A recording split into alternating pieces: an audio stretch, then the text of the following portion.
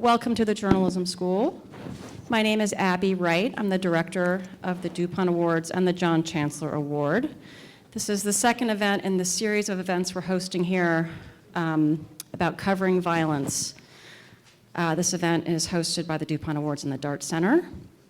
Tonight we are really fortunate to have with us the 2013 recipient of the John Chancellor Award, an award administered here at the Journalism School, given annually for cumulative career achievement to reporters with exceptional courage and integrity.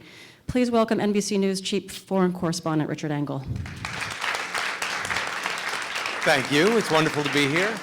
So it's a cumulative award, lifetime achievement. I'm 40. Cumulative. It's over. You're at your peak.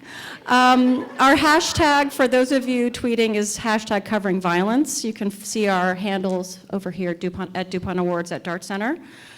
For over a decade, Richard Engel has literally brought us the world. He's been a witness to history across the Middle East and around the globe, covering war, revolutions, and political transitions.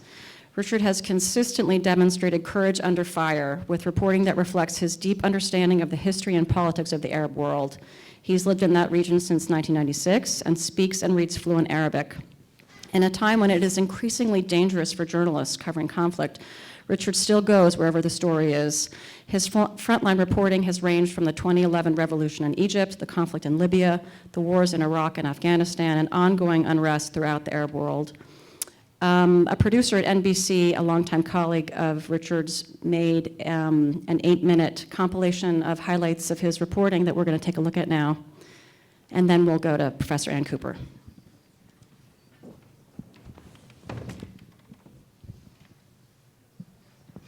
And we're going to start with what we think is one of Richard's first live network news reports on ABC News in 2003.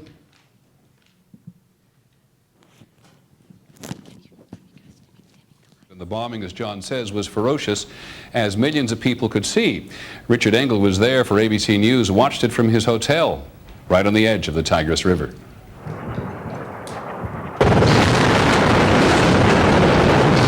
Peter, it was the most intensive bombing campaign against Baghdad yet.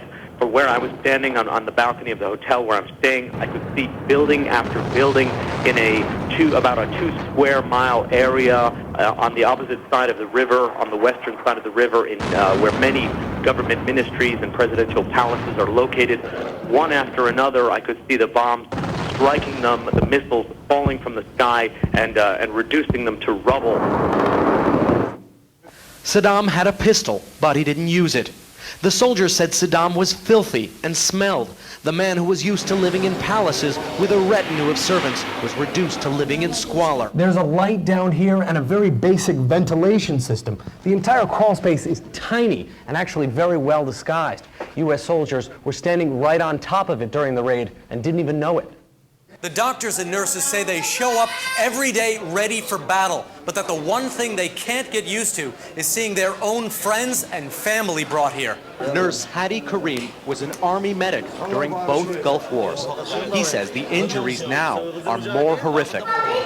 The worst is treating the kids, Karim says. You can't stop their crying. Since we've been here, it's clear that these girls are really starved for affection. They've been coming up all day and just taking our hands. One girl called our cameraman Daddy. The director of this orphanage says what they miss most is tenderness, their mother's touch. One girl asked if I had any children and if I would take her with me. I wanted to bundle them all up and find them homes. My video diary after a car bomb exploded outside my room. The violence was beginning to take a toll. Reporting trips are now military-style missions. We're escorted by private armed guards.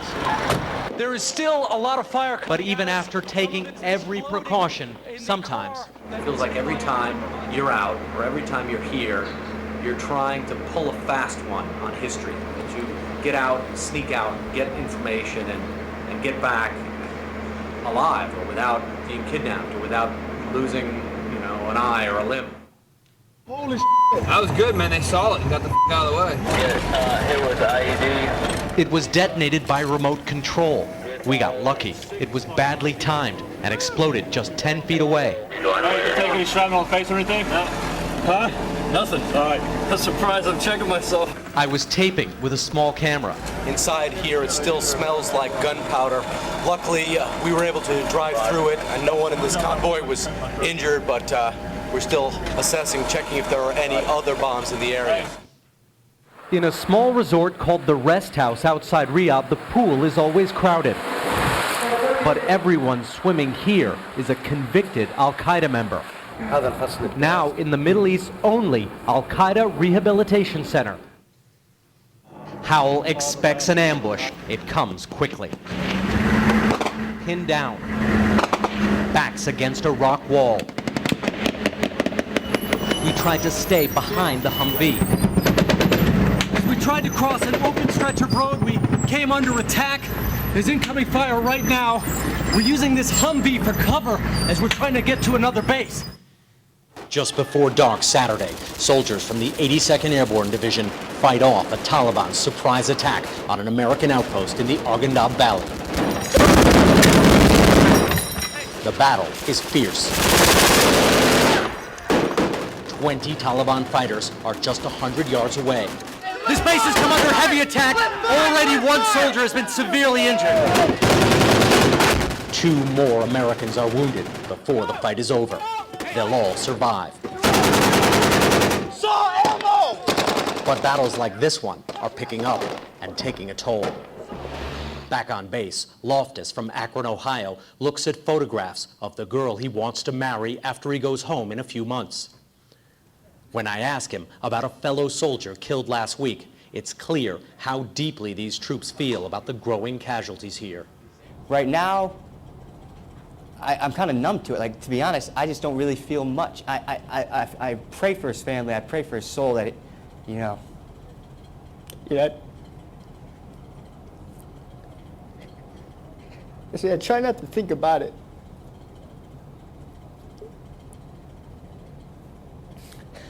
Because when you think about it, then I get like this. And it's not, I don't.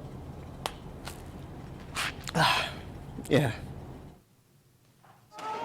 It's unclear how many demonstrators and police have been injured or killed so far. We saw many succumb to tear gas.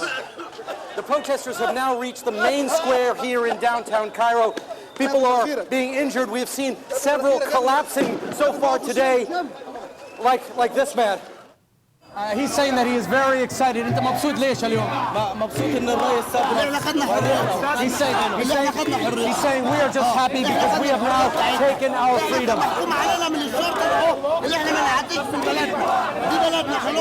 He's saying this is our country. We are going to stay with it. We are going to stay in it day and night. Another rebel showed me he isn't actually armed at all. It's a toy gun. This is amazing. He just handed me his gun. I didn't realize until he put it in my hands. It's actually just made of plastic. It's a toy.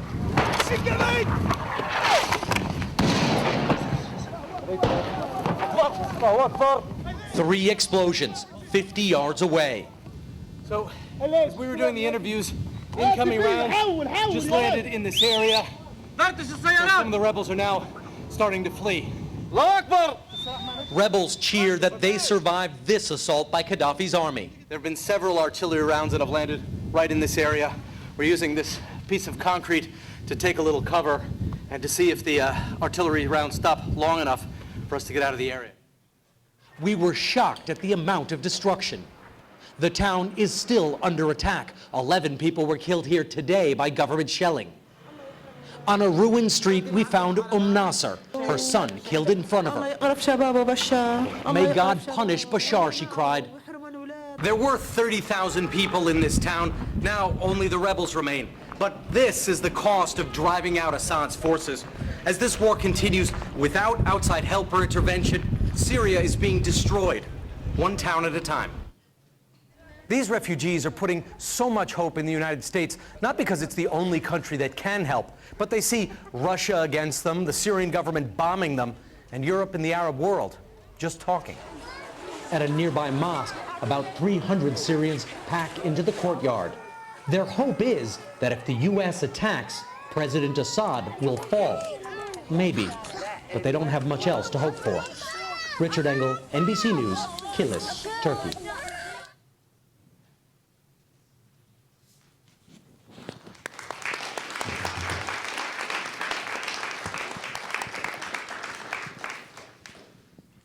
So, Richard Engel, there are a lot of great journalistic lessons in what we just saw about interviewing and storytelling, Grace Under Fire, none of which you learned at Columbia Journalism School. No, I've said it before, I was rejected by the Columbia Right. School of And Journalism. I wonder if you're willing to concede that maybe we get a little bit of credit for inadvertently pushing your career. Well, if I had an opportunity to come here, I would have taken it. Right. And But instead, you went directly there. I went there.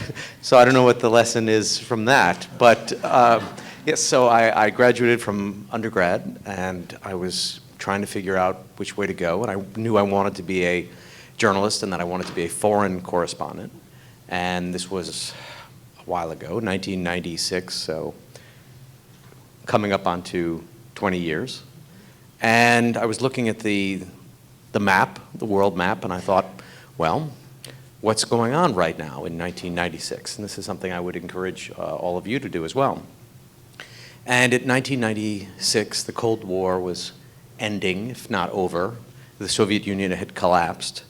The US was the sole remaining superpower. There was a brand new thing called the internet,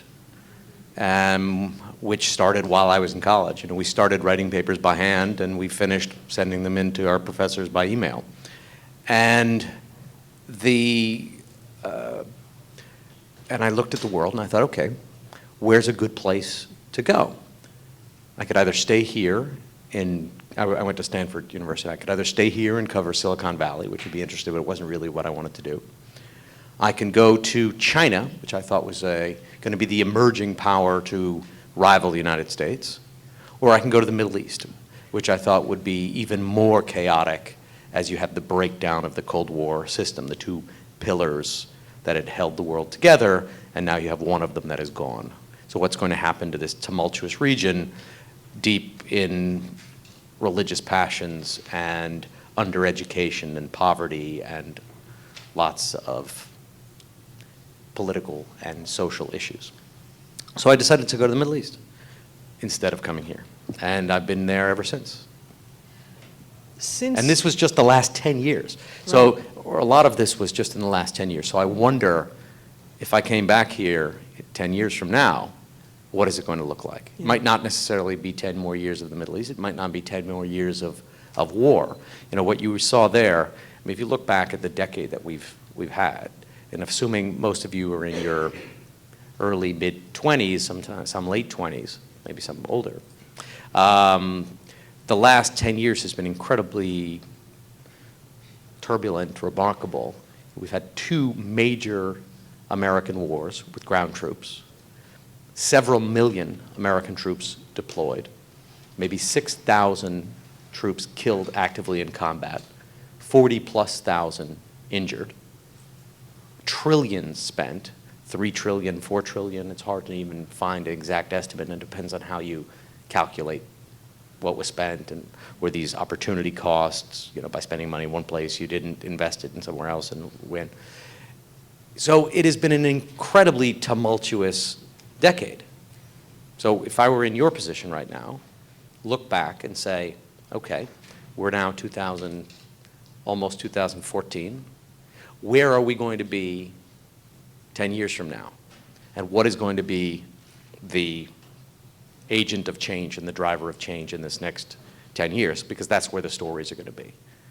The Middle East, I don't think in the next 10 years we're going to have 2 more American interventions with millions of troops cycling through and trillions of dollars spent. I think that's not going to happen again in my lifetime because of the experiences that were had.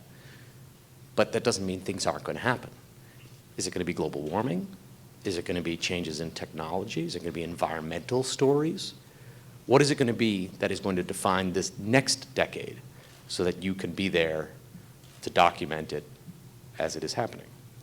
It sounds like you're suggesting that you can still go do what you did, but the world's a very different place, and journalism is in a very different place than it was when you went. If somebody in this audience just said, okay, I'm going to go wherever, pick the region. It's pick the region. Could you have that or it's same pick kind the of subject. success? Well, I had an unusual circumstance. I went to the Middle East. I was in the Middle East for 7 years before I started doing any television. I learned Arabic.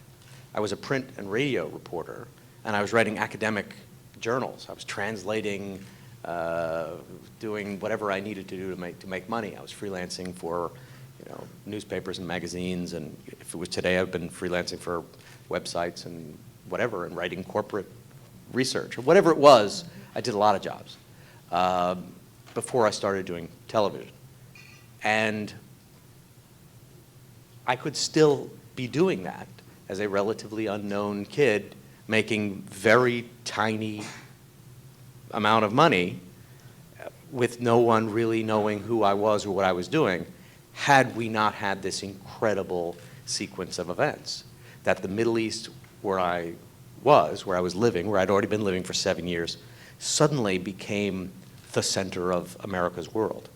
Bin Laden came from that region and destroyed buildings in this country and destroyed lives in this country. Then the United States went out and launched 2 ground invasions that we got stuck in, and all of the knock-on effects. Then there was the series of the Arab Spring revolutions, which are still haven't played themselves out, where you have revolution like wildfire spreading from Tunisia to Egypt to Bahrain to Yemen to Libya to Syria now. It's been a busy 10 years. So the question that I would have for you, if you're gambling and you're looking at the map and black has come up 15 times in a row, and I bet on black, well, do you want to bet on black? Or is there another color? Do you bet on, you put your chip on red, because maybe something else is going to happen? If I were in their position right now, I wouldn't necessarily pack up and rush off to the Middle East, because I don't think you're going to get the kind of decade that I just had. So what is it? What is that agent of change that is going to change the world? And everybody's going to have different opinions on that. I think in the years that you've covered the Middle East too, you've seen quite a difference in the danger level. We saw a lot of your more harrowing moments in this, and I remember War Zone Diary, when you did that, was such a kind of edgy, you were filming yourself a lot of the time, and it was some of that was different way of telling the story. Well, some of that, it got very bad for a while. There was a time where I didn't think I was going to make it, and I, in part, was making my own obituary tape. I thought, I'm going to die here. And this was in Iraq. When did you start War Zone Diary? I started in the very early days of Iraq. So Baghdad, the United States had been threatening Saddam Hussein's regime in Baghdad. We're going to bomb, we're going to bomb.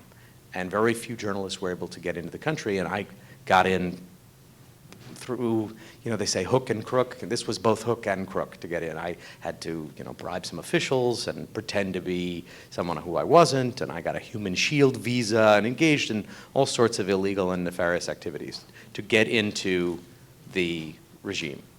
I was cheating at tyrannical dictators. I don't really feel very bad about it. And I got into Baghdad supposedly as a human shield. My goal was to allegedly strap myself to one of Saddam's oil fields and be a peacenik. Don't bomb this wonderful man. And needless to say, I never did that. I got in the country as this fake hippie and then just disappeared and went underground and was living in different houses and different garages, whatever was necessary to avoid the regime that was not really looking for me, but would not have taken kindly if it had found me. And I started filming it then, thinking this could end badly, and I kept it going, and I kept it going for several years as I stayed in Iraq. And I ended up staying there for about the next 5-6 years. Iraq was incredibly dangerous in the years that you were there. Syria, of course, is now the big danger zone. And, one of the huge risks there, apparently a greater risk than ever before for journalists, is kidnapping. You yourself have been kidnapped. We don't even know how many journalists have been kidnapped because at this point, the conventional wisdom or the thinking, the Just don't say security anything. thinking is, yeah, don't publicize it. Your case was not publicized. It began to leak out, but fortunately you escaped. You got away, right after that. But and you've spoken about that very forcefully, how important it was that NBC kept this quiet, that the media observed the blackout. And it's Why? quite simple. It's quite simple. I'm holding on to you, right? In this scenario, I'm the kidnapper, you're the victim. I hold on to you. Most of the time, I've taken you because I think you're valuable. You have some value. And I guard you, usually commensurate with how valuable I think you are. The more valuable you think that I am, the more interest I take in you, and the more difficult I am vis-a-vis you. So in my case, and I think in many of the cases, they didn't realize that I was very valuable. They didn't really know who I was. I tried to downplay it. I'm just a jerk. I wandered into the wrong place. I'm really sorry. I'm not going to come back. And let me just, go and, you play, stupid and gullible and friendly. I was always smiling and laughing with these guys because you want to just, it makes you harder to kill if you think you're, a nice guy. And I'm just a nice guy who was in the wrong place at the wrong time. I'm really sorry about that.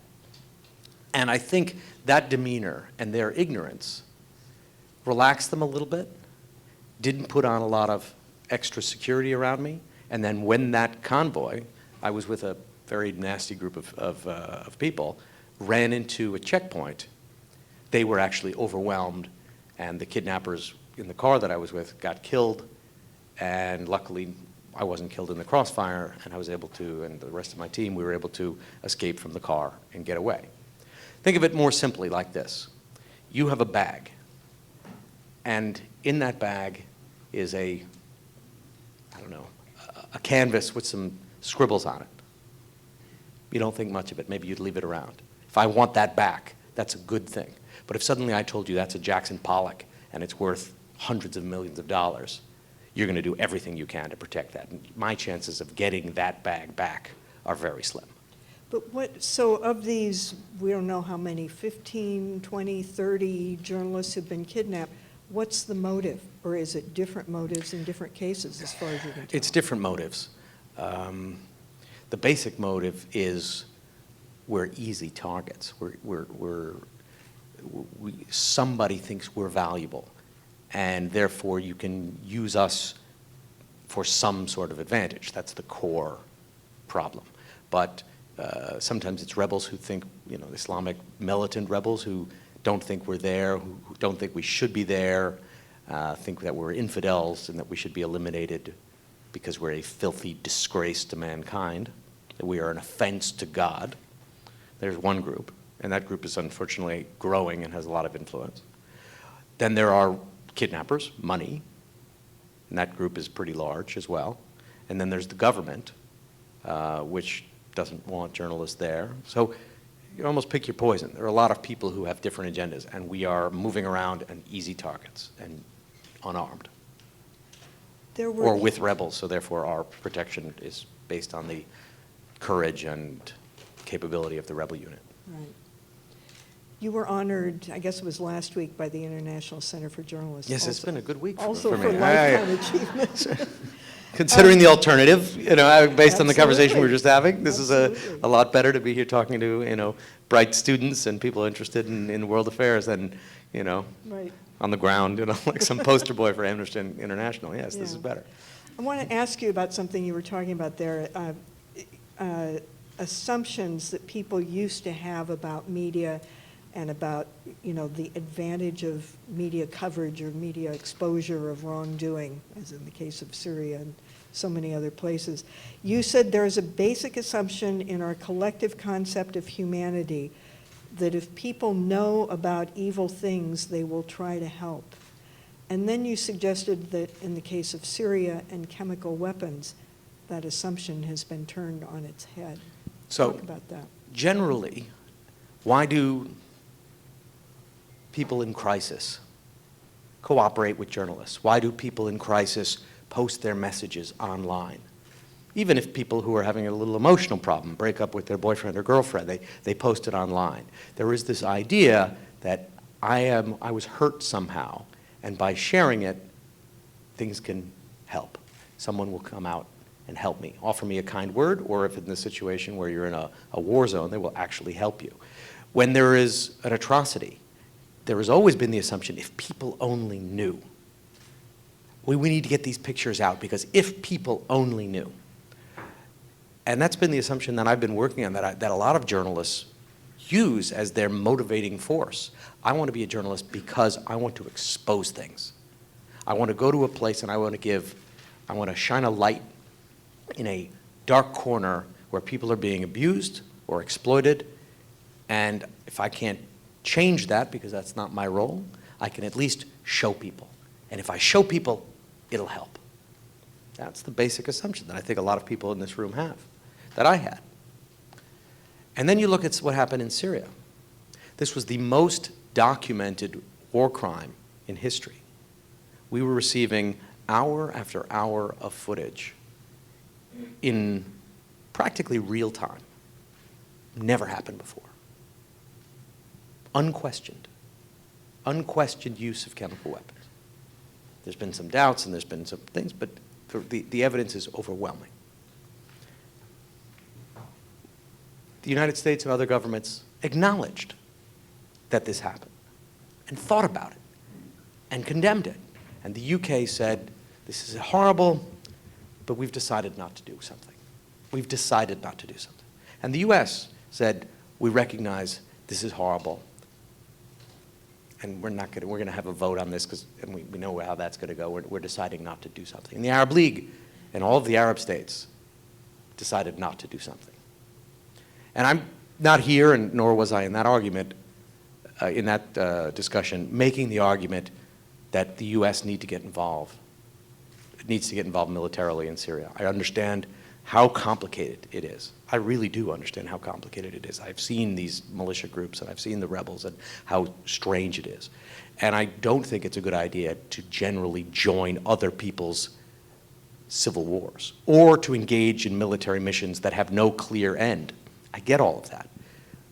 But what I was raising the question is, what if you're Syrian and your fundamental assumption that if people know, they will help, that has just been broken, because you saw people who could help, who had the power to help, and who knew what was going on, consciously chose to look the other way.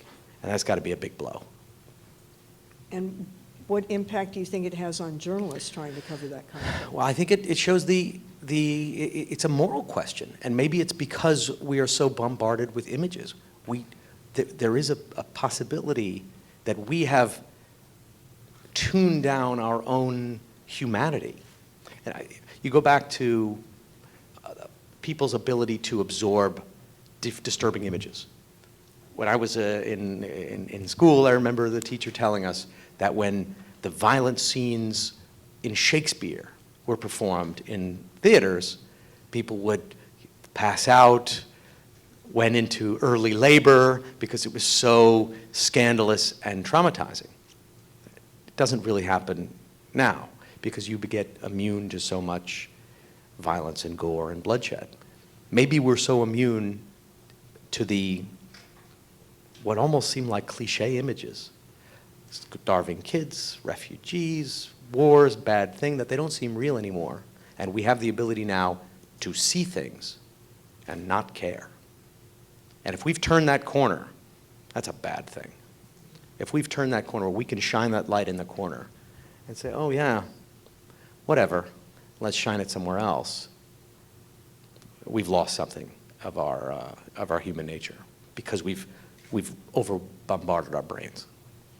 Let me ask you about some of the people who provided us with those images and, the chemical weapons attack in Syria. This is another issue that you spoke about at the UN this summer. Who's a journalist? We need to protect journalists, but we need to define who journalists are. Were those people journalists? No. They were witnesses. They were activists. I don't doubt the majority of the videos. Some videos are out there are bogus, clearly. But anyone who has a camera doesn't make you a journalist. The same way anyone who had a Kodak camera, who had an old digital camera, and you just take pictures, you're not a journalist. The people who took the famous images that were used by the FBI of the Lee Harvey Oswald Kennedy assassination, they weren't journalists. They were witnesses with a powerful tool. I think a journalist is someone who is not just a witness with a clever tool and an access to an internet. You know, it's a career, it's a profession. You have to read, you have to study, you have to know the history, you have to sit back and think about things. Otherwise, you're just a guy with a camera or a phone. Was Richard Engel a journalist when he first went off to the Middle East? He was an aspiring journalist. No, I mean, you have to read books. You have to spend time. That's why actually Cairo and other places in the development were fabulous when I first started. I didn't have a TV, and I have one now. And when I go home, I watch it, and I just find it's fascinating. It's weird, by the way, what's on American television these days. And I'm still not that familiar with it, and it's almost like watching a circus freak show from the 50s. You watch it, and it's like, really? That's on TV? It's bizarre. Anywhere from like the strange religious programming to the reality shows to these discovery shows with people with beards, and there's lots of weird stuff out there. But anyway, when I was in Cairo, you read a lot. I read lots and lots and lots of books on Cairo, on the Middle East, on things that happened, 20, 30 years ago, 1,000 years ago. And I think until you do that, no, you can't really call yourself a journalist. I mean, you can't, just because you attend and gave one lecture at Columbia, you can't call yourself a professor, can you? No. And I don't think journalists should. And I don't think journalists should be like that. Just because you wrote a blog, I meet some people like this at NBC, these really young, obnoxious kids who come in and they're like, oh yeah, well, I'm a filmmaker. I'm like, well, it's nice to meet you. They do one little, video on their phone and string some pictures together and put some music behind it. And now they're a filmmaker. I'm like, okay, people used to do that in the past too, with their holiday videos. So no, I think it takes time. I think you need to go into it. I think you need to read, and then after you've got a little bit of experience, yeah, then you get there. Okay, but if you want to formalize some sort of protection, some sort of international protection for journalists, because it is so dangerous out there, how are you going to do that? Who gets to define who it is, and how does? Well, the same way other industries and other guilds define their own. You have a test, a you license? You have to earn it by your reputation, by time, by the work you've done. You get out there. It's open to everybody. Anyone can join. Anyone can get in. But just because you're there with a camera doesn't mean you're necessarily a journalist. I really don't believe that. Like these rebels, the rebel movement. And I get the rebels, and if I were in Syria, and my family had been killed by Bashar, I can see how you'd want to join the fight. I get that. But the rebels that are running around with cameras, filming their own rebel movements, they're not journalists. They don't show the bad things that are happening. They wouldn't show it, and it would never even occur to them. They are activists with cameras. Fine. That's okay. That's what they do. And the people who work for state propaganda, Syrian state TV, they're not journalists either.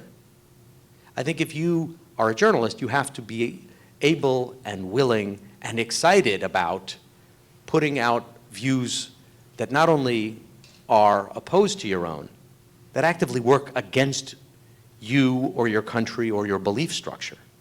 You have to be a skeptic, not just an activist with a camera. And you have to do this consistently.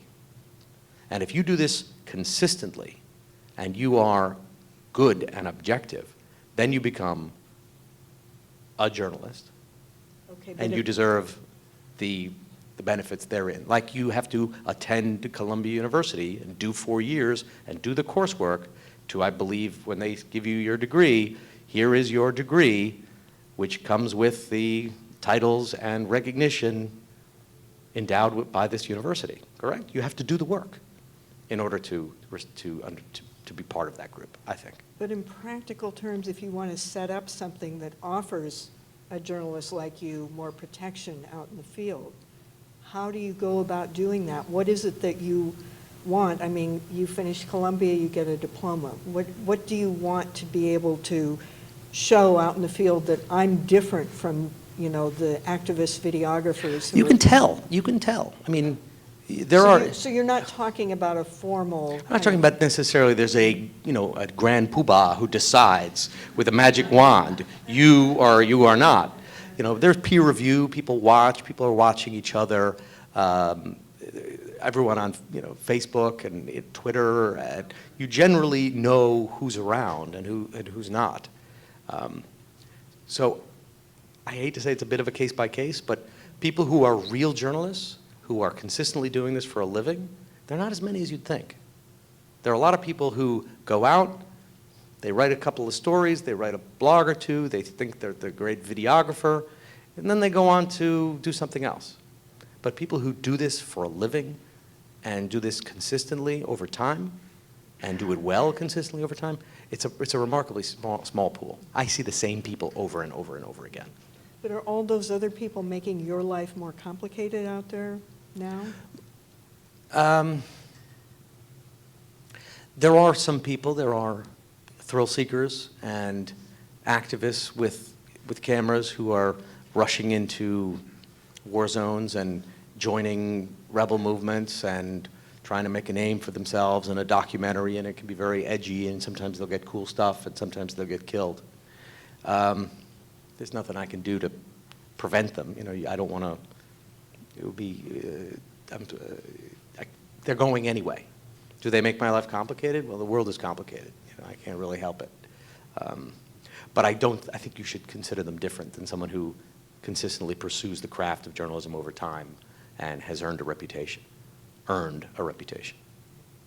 Okay, you said you were just most recently in Egypt. Is that where you went when you began? Yes, Okay. So the timeline roughly was I graduated from school. I looked at the world and I said, okay, Middle East is going to be a fun, interesting, dynamic place for my generation. Then you look at the Middle East. Saddam Hussein was in control of Iraq. That was not a bastion of press freedom where I could go and start my way. Jerusalem, Israel, Palestine, interesting but overcovered, lots of people there. Syria, possibly, but difficult. Jordan, not much going on. So Egypt, I thought, okay, Egypt is a fun place, and it also has the advantage of the pyramids and all of the kind of exciting, the Nile, and I did lots of that as well. I used to keep a horse. It was very cheap. So, but I used to keep a horse and go riding, you know, like almost, you know, a couple times a week, and there were great casinos, so I could play cards. So there were a lot of fun things to do in Cairo, which added to the you know, allure of the place. I had a very romantic vision, you know. I thought I would be over the Nile, you know, white suit, smoking cigarettes all day, you know, typing out stories. It wasn't that different. It was just dirtier. And then I did that for 4 years, and then Jerusalem for the next 3.5 years or so, and then Baghdad for 5.5. Toward the end, I was going back and forth. And then Beirut for 3, traveling most of the time, Afghanistan for 2, and now Istanbul. So by the time of the Arab Spring, did you see that coming? Was that a surprise to you as a story? I didn't think that things would go like as dramatic, and that there would be this wildfire. The Arab things had gone. How do I put it this way?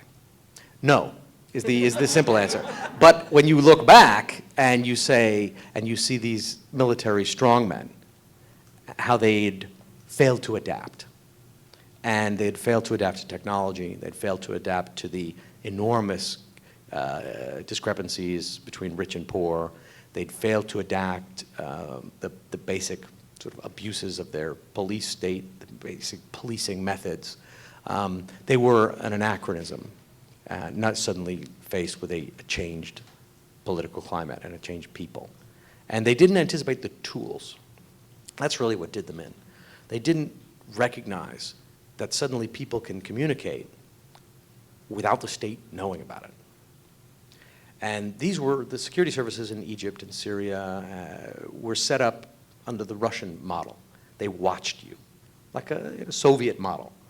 They had thousands, Eastern Europe, very sort of Eastern European as well, thousands of people, tens of thousands of people following you, writing down where you went, who you met with. And they were good at that. If you met someone in Egypt, and there were 15 people of a similar ideological bent, and you hung out in an apartment at 2 in the morning, the state would know about it. And somebody of that group would be arrested, probably many. And they would start beating on them, and they would get everybody. They knew how to do that, and they did that exceptionally well. But suddenly now, with phones, you had people who could meet hundreds of people at the same time without ever being in the same room in English, which they couldn't deal with. They didn't have the language. They didn't have the language skills. So now we're almost 3 years on from Mubarak's fall, and I mean, as a member of the audience watching this story, I have to say, It's been an amazing ride. I sure didn't see where this was going. And I think we always have, you know, when you see those thrilling images like Like we were just Tahrir talking, we Square, were yeah. just looking at. Yeah, it's just like, oh my God, that's so great, and okay, it's going to be wonderful in Egypt now. Well, it's not wonderful in Egypt now. And I think over time you can see patterns that start to emerge. And that's the fun part. You know, you get to look back and say, okay, well, this happened, and then this happened, and this happened. Well, maybe there's a line here. And I think you can see the line in the constellation of data.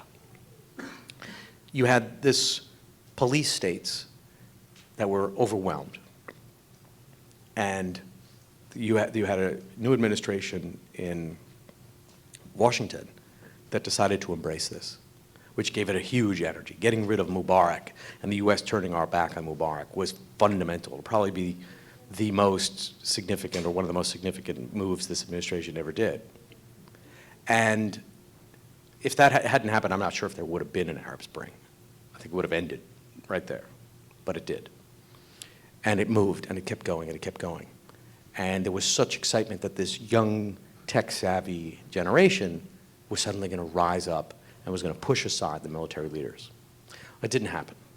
Instead, the Islamic groups came and quickly gobbled up the movement, took the energy, and pushed aside those tech-savvy students who were always pretty small in number, but actually were using the power of the internet as a multiplier.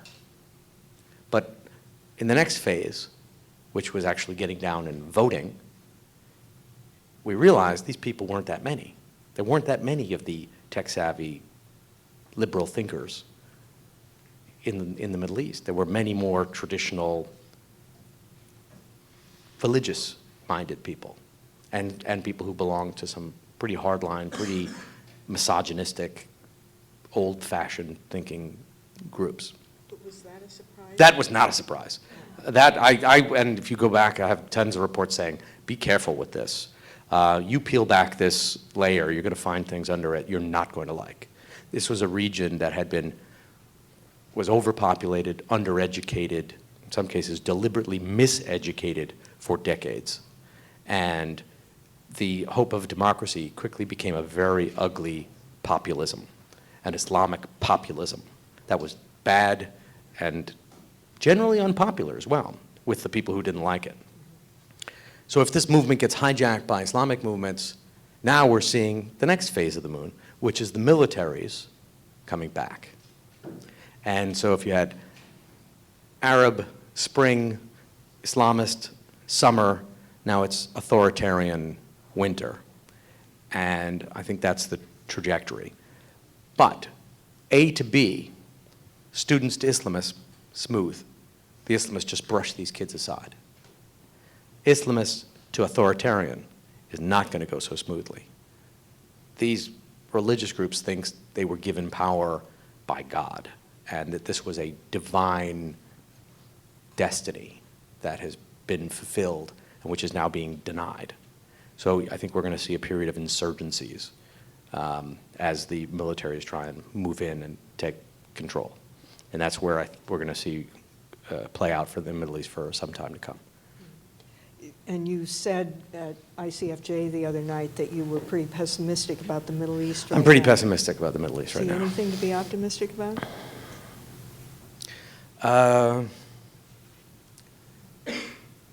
In the Middle East right now, I think you're seeing the Middle East fundamentally, and most people don't understand it, but it's important to understand, is a relatively new creation. These are old lands with ancient cultures, but very new states. And the Middle East, since it was created, chopped up, and created as this patchwork of states, has been a failure. For the last 100 years, the Middle East was established, around the time of World War I, it has been a failure. The states have been fighting themselves. They have been unstable. There has been a state called Israel in the middle of it, which, for reasons that are too complicated to explain right now, I think it's fair to say has never really integrated with the rest of the community. I think everyone will agree with that. So you've had a region that has been a failure. Those states, this fake overlay that was generally created by and put in place by Britain and France in the treaties after World War II, going up to 1923, these false creations that locked this region in a sense of, in a downward spiral, in a perpetual state of conflict. Those false nations, to a degree, are being peeled back right now because of technology, because of the ease of travel, because of an interconnected world. And when you peel them back, what do you get? You get what's underneath. The sectarian divides, the religious divides, the tribal, the ethnic divides, Kurdish, Arab, Persian, Arab, Sunni, Shia, and urban, rural, Damascus versus Aleppo, these rivalries that are always been there, that were there below this fake nationalist overlay that was imposed on the region, and imposed badly on the region, which never worked for the region. So if you want to be optimistic, the region is now going to have to adjust to this new status quo. They're going to go through a lot of ethnic and religious and sectarian pain. But maybe at the end of this pain, they'll be in a better place because this fake status quo where they were previously kept them in a perpetual state of failure and conflict for a century. Wow, that's a complicated story to tell. Yes. An amazing one. We do want to open this up to questions. There is, there's one mic, there's another mic. So I just want to ask you one more thing, but if you have questions, please go ahead to the mics. The Benghazi story and CBS 60 Minutes, sort of looking at the error that was made, it seems so inexplicable. And, CBS has apologized, they've retracted it, but they haven't really said, how could this have happened? It seems so fundamental to believe someone who now just, seems like he has absolutely no credibility. We all make mistakes, but how does a mistake on this scale happen, do you think? I really don't know the details of that story. I don't know how this character was vetted or how he wasn't vetted. So I really don't know where someone may have dropped the ball. It's a big mistake. They acknowledged it. To have 60 Minutes come out and say, we got burned. We had a source who wasn't telling us the truth and we failed to catch it. That's a terrible mistake. As you said, mistakes happen. But I don't know enough about the details, who interviewed whom, when, why they didn't pick this up. I don't know. Do you think they owe their audience more of an explanation of what happened? I mean, some people are calling for a an independent investigation. There's a petition calling for Lara Logan to be fired. You know, I don't know, maybe this will all die down in a couple of days, but, you know, a lot of people feel like, you know, hey, you really haven't told us much of anything. I don't know. I think they came out and said it was wrong. I mean, it's not, no, I think that's probably, they recognize the pain, and this is a brand that takes its reputation incredibly seriously. Hauling them in front of court and all of that, I think that seems a little bit overkill. I think this is not an easy one for them to come out on 60 Minutes and say, we're sorry, we got taken. You know, I felt bad for them to have to do that. Got a question? Not exactly related to what we were just talking about, but I'm just curious, the amount of time that you spend you know, in active war zones like we saw in the video versus when you come back to the States or when you go back to a safer area, let's say. I'm just wondering, what is that like? Is it surreal to come out of that and then be walking along the street in New York and, you know, get a cup of coffee and you don't have to worry about your safety at all? I mean, what's the difference like there? I think it's all a journey and it's all surreal. It's all bizarre. I mean, walking around New York can be pretty bizarre as well. You know, have you taken the subway recently?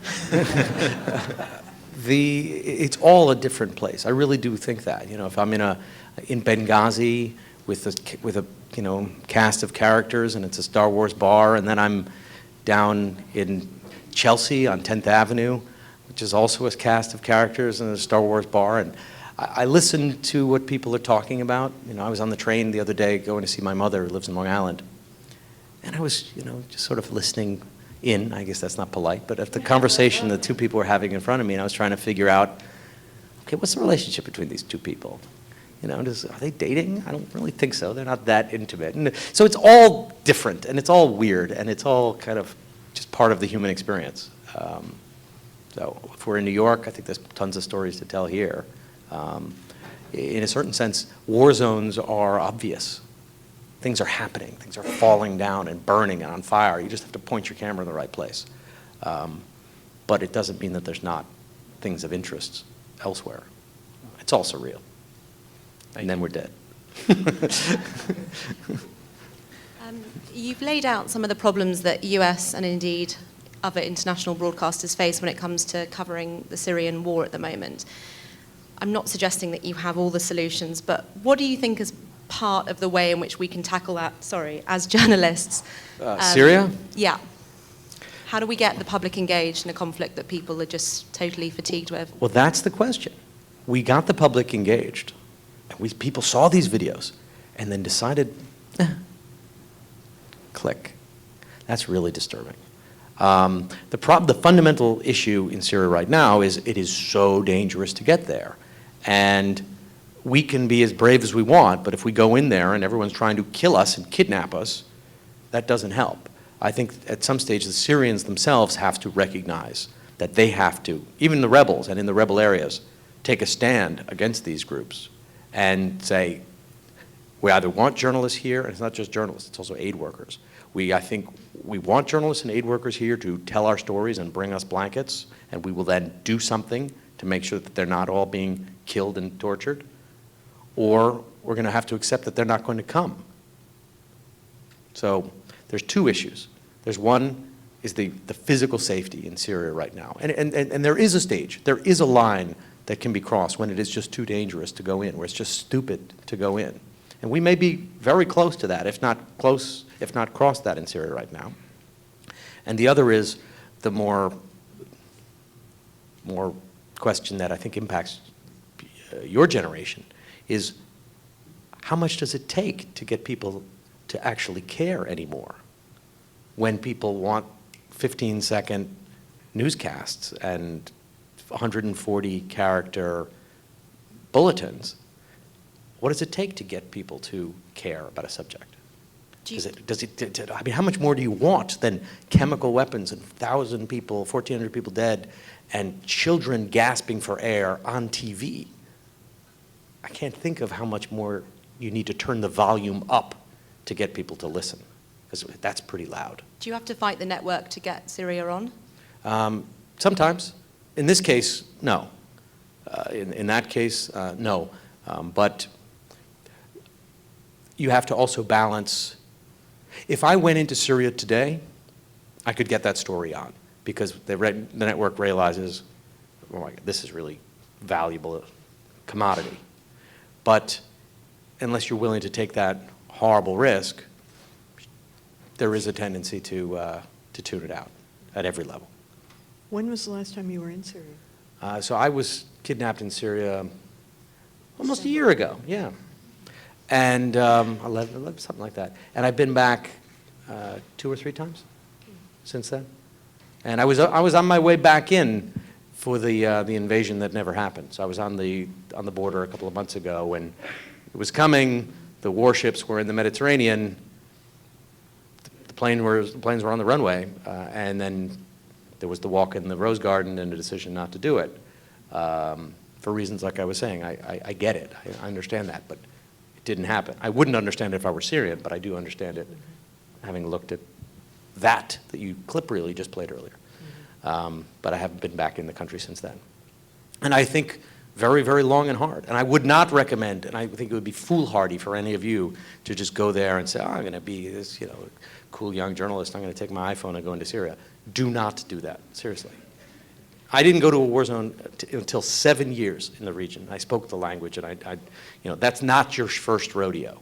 Take something easier, smaller, get to know it better first, and then build up to it. Same way you wouldn't, you wouldn't go jogging and take a marathon as your first jog. Do a 5-mile or a 10K or something like that. Hi, thanks for coming. You're pretty active on Twitter, and you mentioned how important the news blackout was when you were kidnapped with Aziz. I really would like to know how much information do you disclose on Twitter, and what do you choose to disclose on Twitter, as Twitter is like a main source for many people and in the United States when you cover a conflict zone? I don't really have a rule on that, frankly. Sometimes I'm very active, and sometimes I'm not at all. Like I don't think for the last couple of days I've done much at all because I've been distracted. I got a friend in from town, and I have been busy with other things. I've had meetings, and I'm in New York. I haven't found anything that engaging. I've retweeted a few articles I wrote that I thought I read that I thought were interesting, but I haven't been doing that much. When I was in Cairo recently, I felt like there was a moment. I felt like I was in a place where I was witnessing something and not that many other people had access to it. So I could add value a little bit. And I was inspired. I was in the moment. I was at the trial of Mohammed Morsi, and there weren't that many journalists there. There were a bunch of Egyptian journalists who were standing on the chairs with their shoes off, smoking, just telling Morsi that he should be sentenced to death. Now, do you think these people are journalists? They call themselves journalists. I think you get disqualified from the profession if you're in court when the deposed president is in a cage and you're there with your shoes off, ready to throw them at him, smoking, yelling, death, death, death. I think you've taken yourself out of the guild. Tell them the story about the state journalist that you talked to. Yes, this was so I'm in the courtroom, sort of like this, except you'd be in a cage in this case, like some sort of tiger, and you're in a cage, and the judges come in, and you're screaming that you're free and that the trial is unjust. And there's a bunch of journalists on benches watching, most of them state journalists. And as soon as you walk in and are locked in this cage, they're standing up on their pews with their shoes off, shouting that you should be put to death. Okay. One of them sits down afterwards, calms down. I said, what is this all about? What are you doing? And he said, oh, well, my paper supports the government. Doesn't matter which government, we support the government. So he had supported Mubarak. Then he supported Morsi, who is now in the box. And now he was supporting the military, which overthrew Morsi. It didn't matter to him. And I said, well, this guy, maybe he could have gone to Columbia. He could have used a few things. He could have gone some classes. He could have benefited. Because it was a strange thing. And he was, no problem, That was the way it was, It's cool. Puts out the cigarette on the floor in the courtroom. I was like, this is very surreal place. So at that moment, I thought it was interesting to tweet because it was just more surreal than even Manhattan can be Yeah, I would sometimes. just like to come back to the question just a second more about your safety when you're on the ground and when you tweet about your location and what you cover. I don't generally tweet forward motions. Okay. Be careful about tweeting where you're going. Where you've been is okay, as long as you're not going imminently back there. But yeah, where you've been is better than where you're going. Okay, thank you. Sure. Hi, how are you? I have a question. When you first approach a story, particularly in Egypt, to what extent were you concerned, especially when you first started, about having, I guess, for lack of a better word, a Western bias or a Western lens when you approach a story? To what extent were you cognizant of maybe unintentionally having that as a journalist going into the situation, especially with Egypt's recent history of stemming the tides of Western influence? I can honestly say it never occurred to me. I read a lot of subject, but I am who I am. You know, I was born in Manhattan, and I went to college, and I read the books that I've read, and I've had the experiences that I've had, and I'm an evolving human being, like we're all growing, you know, and changing our thoughts. But I didn't try and apologize for who I am or what the sum total of what makes me me going into it. But it's a job, it's a profession, you know, you have to try and talk to someone and verify what they say and find people with opposing views, unless what they say, you know, is something that's so blatantly, patently false and disgusting and abhorrent that it's sort of self-obvious. So, self-evident. So no, I didn't really try and mask my own personality and destroy it so that I could not contaminate the source, like a scientist who has to put on a white suit so I don't, you know, upset the petri dish. I think you are who you are. Right. I don't think we've asked yet, why do you do this? And as a follow-up... Beats working for a living. No, Right. it's fun. It's fun. It's fun. It's a scavenger hunt.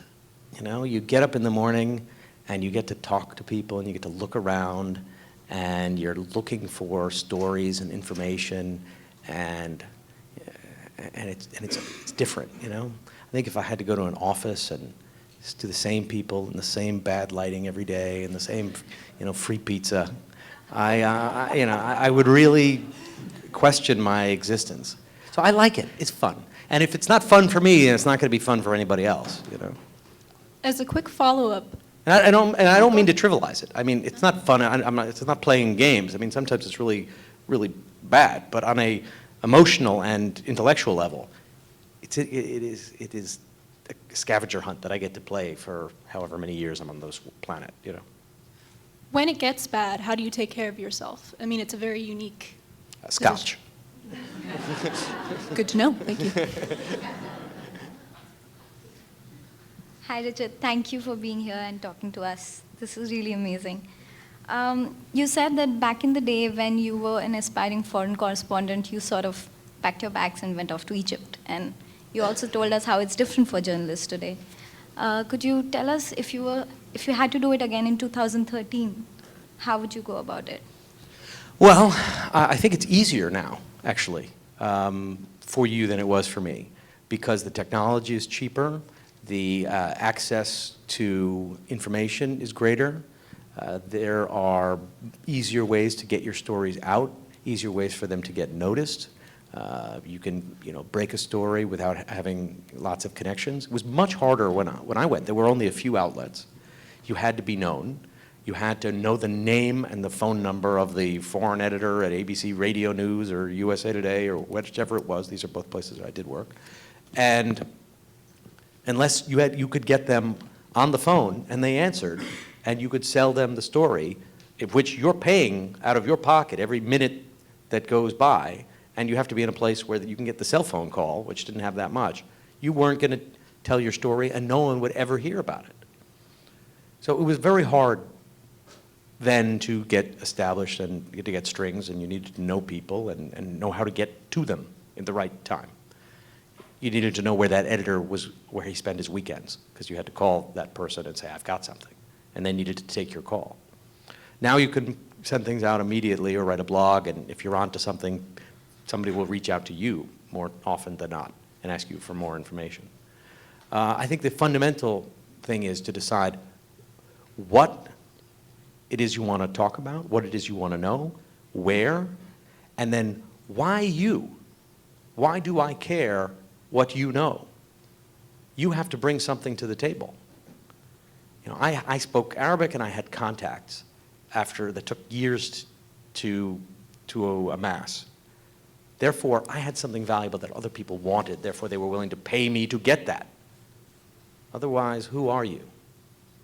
So if you go somewhere, you should know something about something and know people who can get you that information. You have a skill that I'm willing to pay for. I'm on the scavenger hunt, you're on the scavenger hunt, but you have an advantage. You know the maze. I will pay for that service. A quick follow-up to that, also with more access and more avenues to get your stories out there, there are also that many more people doing exactly the same thing you might be doing. So how do you be the person who gets... Well, you're better. You have to be better than them. Most of the people who are doing it aren't very good. I mean, you've looked online. Most of it's nonsense. Most of it's not true.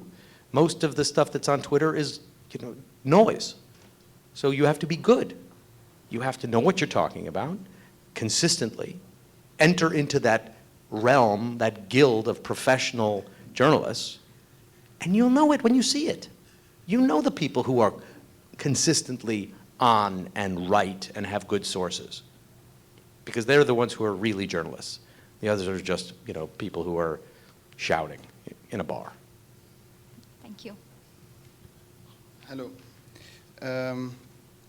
So after you worked so long on the field and in conflict areas, I was wondering if you have any ideas of why is the discussion around intervention only regarding some wars, and why, for example, the Congo conflict, the most deadly conflict after World War II, has barely received any attention, and who gets to decide which is the war that needs to be covered, and why did the media deliberately omitted reporting on many conflicts?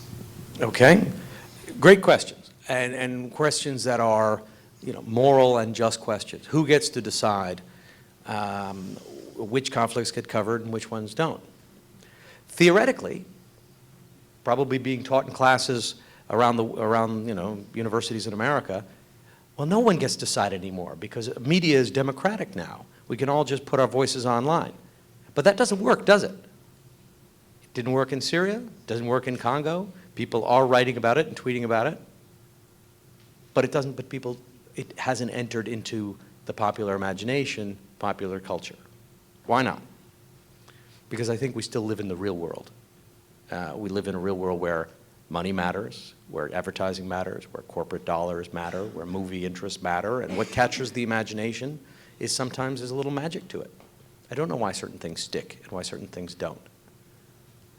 I don't know. But theoretically, in this new world where everyone can post things online, the powers, the corporate gods, the media executives who hide in dark offices and ivory towers, they shouldn't matter anymore, right? We should have just killed them all because you can just tweet whatever you know. But they do. So you have to find an alternative explanation. And I think it's what we all know it is. There are still interests that care more about certain conflicts than others. So we are condemned to fit into the corporate wheel somehow. I think time is on our side. It was worse before because there was no voice and there was no way to get that voice out unless you went through a big established newspaper or a big established television, which was even harder to get access to. So I think the trend is favorable, but we're not there yet. Thank you. Hi. I study ethical decision-making and psychology, and so my question's a little out of the vein that we've been hearing here. I'm interested in the moral dilemma surrounding journalism, especially in combat journalism, crossing the line between being the observer and the participant, and I'm wondering if you have a philosophy or stories or even advice that you could give surrounding that. I think you're an observer. I think you can't forget you're an observer. That's what we're there to do. If you're a participant, then you're not a journalist anymore. You can have a cool experience, and maybe you can end up making a nice documentary about it or something like that, and you could tell an entertaining, powerful story. But you're not a journalist anymore. So that's okay. Maybe you don't want to be a journalist. You want to be a powerful storyteller. And then you can be a participant. That's fine. But then you're doing something different. If you're an observer, if you're a journalist, you are an observer. You are there looking around. And I'm not saying you can't defend yourself and that you have to be some sort of, you're living in a false reality. And I'm not saying it's perfect. If you're running around with a military unit and you've spent 2 weeks with this military unit and you've been under fire with them, you're going to have sympathies toward them. Or if you're running around with a rebel movement and you've spent your last 2 weeks talking to them about the atrocities that have happened in their families, you're naturally going to have sympathies for them. But you can't lose yourself. Otherwise, you just become a mouthpiece for the military unit or for that rebel movement or for whatever it happens to be. You can't forget you're an observer. Thanks.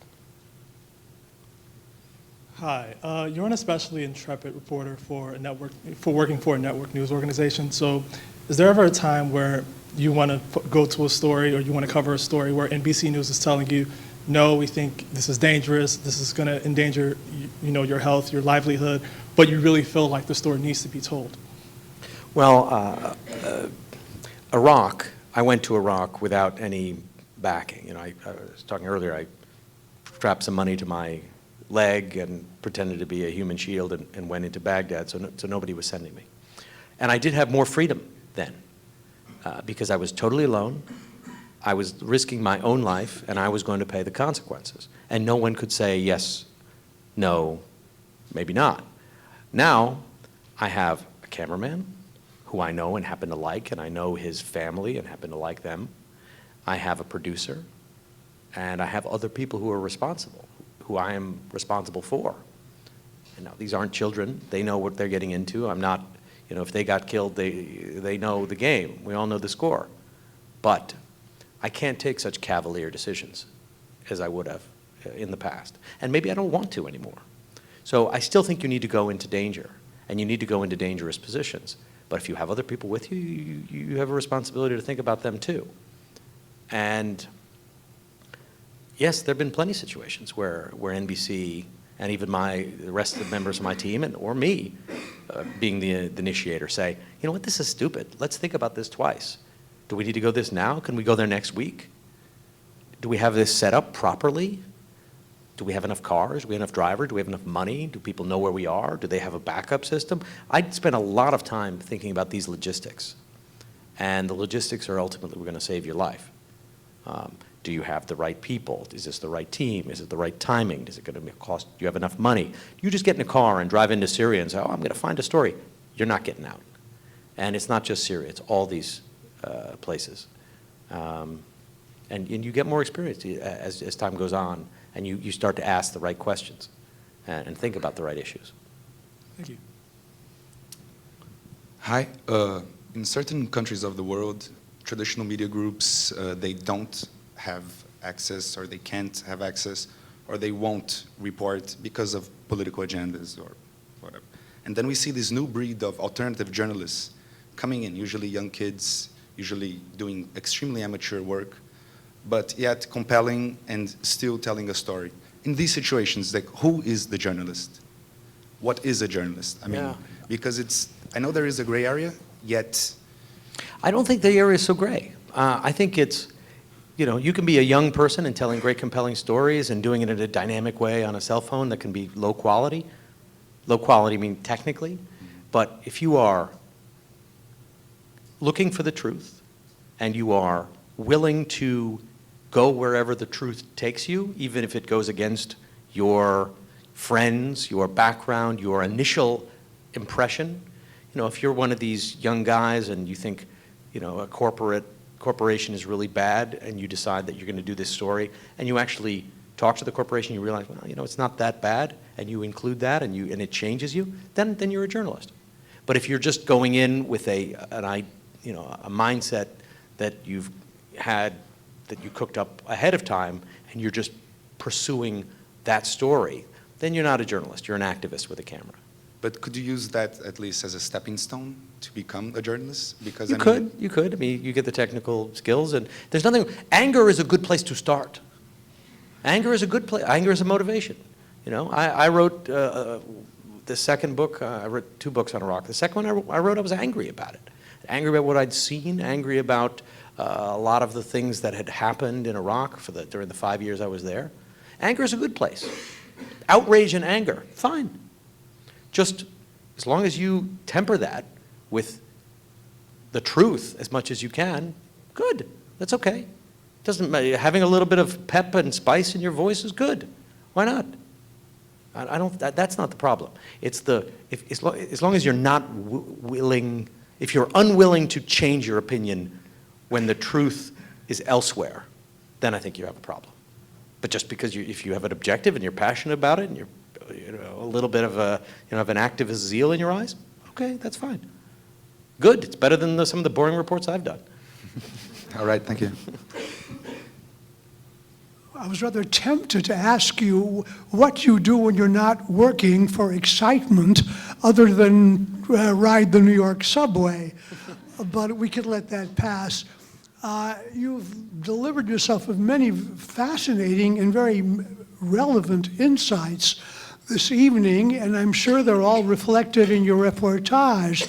But would it be a breach of journalistic ethics if you allowed yourself to be debriefed by the State Department, which could certainly use insights of any kind? Well, thank you. I appreciate that. And well, I meet with people, U.S. officials, all the time. I'm not, a source for them. I don't work for them, but I meet constantly with government officials and generals, and they're my sources. And whenever we talk about world affairs. So if I meet with someone from the State Department, I was with a senior official from the State Department a couple of days ago. I was trying to figure out what's going on with this Iran deal. Is there a deal? Is it real? Have the Iranians really changed? Have we really changed? And we sat for, a couple of hours talking about this subject. So they're not too shy to consult you. No, I requested the meeting. I was not the, I was asking, talking to people, trying to figure out what their thinking was, and that's part of my job. I meet with them, I talk to them. Okay, this is where you're coming. That sounds good. Well, I'll talk to somebody else and see what they're doing, and bring in a whole bunch of sources, and then say something stupid on TV. But that's the fun part. You get to meet with lots of different people and absorb. And as I absorb from them, I hope maybe if they think it's relevant, maybe they absorb from me as well. And thank you for your preamble. It was very nice. and what I do in my spare time is I like scuba diving. I find it's very therapeutic. No, it's not dangerous. It's silent, there's no technology, it's just, fish and you interacting at a very intimate one-on-one level or 1,000 on one level. It's wonderful. Right, you've seen several wars and you've seen dead bodies and broken important stories. How do you keep yourself from being jaded and remain interested to chase the next story, even if it's really, really small? There's been a lot of diversity, and I think that is a danger. You have to, you had Iraq, and then you had Afghanistan, and then you had Egypt, and then Libya, and then Syria, and I don't know what's next. So I think as long as your eyes are open wide enough, you'll find something that is new and interesting that will catch your eye. If your eyes are closed a little bit and you just keep looking at the same thing and the same problem set over and over again, I think you get more jaded more quickly. But there's a lot of diversity out there, and there's been so much variety that, if anything, I've been spoiled by opportunities and spoiled by things to talk about than being frustrated with the lack of material. I also wanted to know, following up on this gentleman's question, when you speak to State Department officials, and is there ever a possibility for quid pro quo in terms of information being passed on from the other side in exchange of information from the government officials? I mean, there's always a pressure. How do you resist that? Do you mean that we're used as a bridge from, say, Does that happen? a Syrian government official will tell me something, and then I'll pass it on to a U.S. official, and then back channel, back and forth. That's not really my job. Could that happen? Could someone, it's called a leak, right? Somebody tells you something deliberately so that you put it out there so that they get a response. Yes, I mean, that could happen. I think that's more of a danger and more of a game in Washington because that's what people live on. They live on this exchange of information and exchange of contacts and meetings and conversations. I really am not in the meeting and conversation business. I'm more in the sort of bullets and bombs business. And so it's less pertinent to me, but yeah, that's out there. I mean, you'd be foolish to think that somebody's not trying to spin you or get information or pass on a message in their discussions with you, especially if they know you're talking to, foreign governments or foreign officials. And there are journalists who go crazy on that. They think that's wonderful, and they think they're the next, James Bond, and they love that role. You got to be careful of that too, Stay the observer. It's better that way. Hi. So you spoke a lot about who's a journalist and who's not, and the different kinds of people that call themselves journalists. So my question is, in terms of approach, what do you think is the difference between someone like you who's based For the record, I'm not saying that unless you're me, unless you're an established network correspondent, you're not a journalist. Right. I really don't believe that. I think there's just certain principles you have to. Right. My question is more about like the different types of journalists. So in terms of approach, what do you think is the main difference between someone like you who's based in the region and living in the region as opposed to journalists who are kind of parachuted in to cover a particular conflict? I think it's obviously better to know the region that you're covering for a variety of reasons. One, you find your own stories. If you parachute in, more often than not, you're going in with a story in mind that you're going to execute, and therefore you go in to carry out, you commit an act of journalism on those people, no matter what. And as opposed to living in the community and you're finding things. It's the scavenger hunt, that you found something organically and you think it's cool and you sort of shine it up a little bit and you show it to someone. And that's, I think, the more fun way of doing as opposed to landing and, beating them with a microphone until they give you the soundbite you want. And I've seen people do that as well, and that's sort of a little bit less fun of a way of making a living, I think. So, sorry, just a quick follow-up. So, but when you're living in the area, isn't it possible for the lines between being an observer and being a participant to get a little more blurred, and how do you sort of deal with that? Yeah, they used to say that, go local, he's gone local. Yeah, it's a danger. You can be overly sympathetic or overly become an activist for the region, and you lose perspective on the subject. Yeah, I think that can be a danger. I like to move around every once in a while. I mean, I've stayed in the Middle East now with Turkey, sort of, let's say, broader Middle East for about the last 18 years. But I stayed in Egypt for 4, and then I went to Jerusalem, which was a very different kind of experience. The Israelis and the Egyptians don't really see eye to eye on many things. It was a whole different vocabulary. And then to Lebanon, which was a different dynamic, and in Iraq, which had a whole new set of challenges. So by keeping movement and adding some variety within that added to this sort of spice of life, but it allowed me to stay within the same region so you can develop a bit more expertise and understanding. This has been a great conversation. Thank you so much. I think we'll take the rest of these people and then wrap up. Is that okay? That's fine. You want to do them? How about to do this? Why don't we take all 3 questions at once? All 3 questions at once. Mine is very brief, and then you guys can come up and ask yours. I just wanted to ask you to talk a little bit about the importance of learning Arabic and what role that's played in your reporting in terms of knowing the region or having that skill set, having that skill. How has that enhanced your reporting? That's my one question. Okay. There it is. We'll just hear all the questions first, and then we'll. Hi, I'll just say yes. I just wanted to follow up on the question of being an observer. I wanted to know if you were ever in a situation where someone's severely injured or dying and you were in a position to help. In such situations, did you continue reporting? Or No. You help the person if they're injured and dying. I mean, I won't even wait for that one. I mean, you're not a human being. If you say, no, I'm sorry, I have to watch you die so that I can remain objective. No, that one's easy. Hi, good evening. A lot of these countries look upon women as like second-class citizens. So I was wondering if you had any words of wisdom for some of us toying with the idea of foreign You can use it to your advantage. Yes, I have many thoughts about that. Okay, so please. And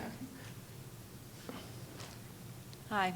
How is for you to cover a region thinking that your audience, or most of them, never have been in that place, or people that they never met, or more, and to think of about the audience, like the American audience, knowing about a region like the Middle East, just through the media, not just through your coverage, but just through the media, never had been there, you know. so, thank you very much. It's been really wonderful to be here and to spend some time with all of you. So thank you, and thank you for these questions. And learning Arabic, I think, is essential, or whatever language it happens to be. If you don't speak the language, you can't speak to the people. If you can't speak to the people, you don't know what's going on.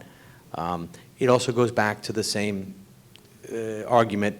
At the end of the day, this is a profession that we want to be paid for, and we want to make a living. And unless you have some specific skills, why should I pay you anything? You need to bring something to the table. Otherwise, you're useless. You are just another kid with a camera. So you either have to have knowledge, or contacts, or language. And I think you need all three, frankly.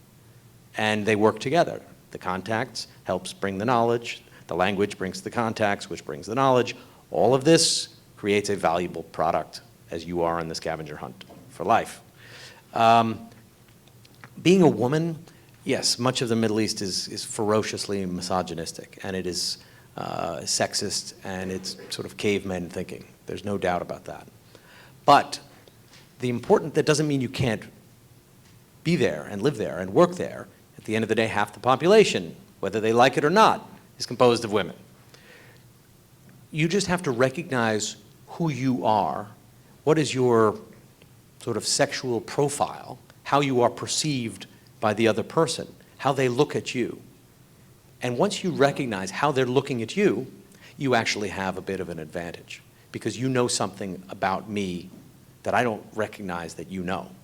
So I'm standing there, and I'm the sexist person, right? And I'm looking at you, and eventually you'll start to see how I'm seeing you. So therefore you have power over me, because you know something I don't know about me and about you. And the language is very similar that way. So if you recognize the region, you recognize what the sexism is, you recognize how they are seeing you, then you can deal with it. And it's also dealing with your own personal safety. When you walk into a room and there's lots of men and it's a sketchy situation, you have to immediately recognize, okay, how am I dressed? How am I being perceived? How do they see me right now? And then flip it. Okay, I'm this person. I know how they're seeing me right now. How do I have to process this information to either get information from them or to get out of this situation because it's overwhelming? Same thing happens with, men. I'm a Western-looking, youngish guy who speaks Arabic. That means almost all the time they're going to think that I'm some sort of spy or CIA agent. They always do. Fine. I know they're always going to do that. So I expect it. And therefore, I have to take certain precautions. If I wear, military-style clothing and combat boots, well, that's not going to be a good thing. It's only going to reinforce this impression. So the key thing is knowing how they perceive you. And if you can do that, you actually have power over them. So that's a fundamental way of looking at the world. And I guess that applies to journalism or applies to everything. And finally, the question was about, what was it again? I'm so bad. I would never take 3 questions like that because I'd never remember. No, what was the question? It was a good one. Ah, yes. The stories you do. How do you tell a story to someone who knows nothing about the subject? You just, that's life, you know? When I'm talking to, you adjust your conversation too. And, you know, if I'm talking to you as a professor at Columbia University in the journalism school, I will talk to you with a certain level of assumed knowledge about a variety of subjects. If I'm talking to someone who I just met on the subway, I'll talk, until I find out more about them, I'll talk with a different level of assumed knowledge. That doesn't offend me or bother me in any way. It's just the reality of the world. People have different levels of basic knowledge at the input. And you naturally do this all the time. You know, if you talk to your mother, you filter the way you speak to your mother as opposed to the way you filter the way you speak to your friend based on their, how they would, you know, the language they would find acceptable and the language they would find objectable and their past knowledge and background. So if you assume that the person you are talking to or writing to, somewhere in the middle, doesn't have a great deal of knowledge, but wasn't born yesterday, then I think you're fine. I think you just don't assume they're experts and don't assume that they're children either. Don't talk down to them. Assume that they are people who are curious and want to learn, otherwise they wouldn't be listening to you, but don't have the benefit of a lot of information. And that was, thank you very much. I hope this was interesting. Thank you for the question. Richard, thank you. You've been very generous with your thoughts and your insights, and I'm thinking the Chancellor Award should become a half a lifetime award in your case, because we're all looking forward to following you for the What are rest the of next? your Where are we going to lifetime. be in 10 years? What is that video going to look like? We should all be so lucky. I hope I get there. Okay, thank you. And good luck to all of you. And it's going to be exciting. But that would be the most important thing. Think about it. What's going to happen over the next 10 years? Where do you want to be to watch it happen? Whether that's in this country, whether it's in the virtual world, or environmental. Thanks.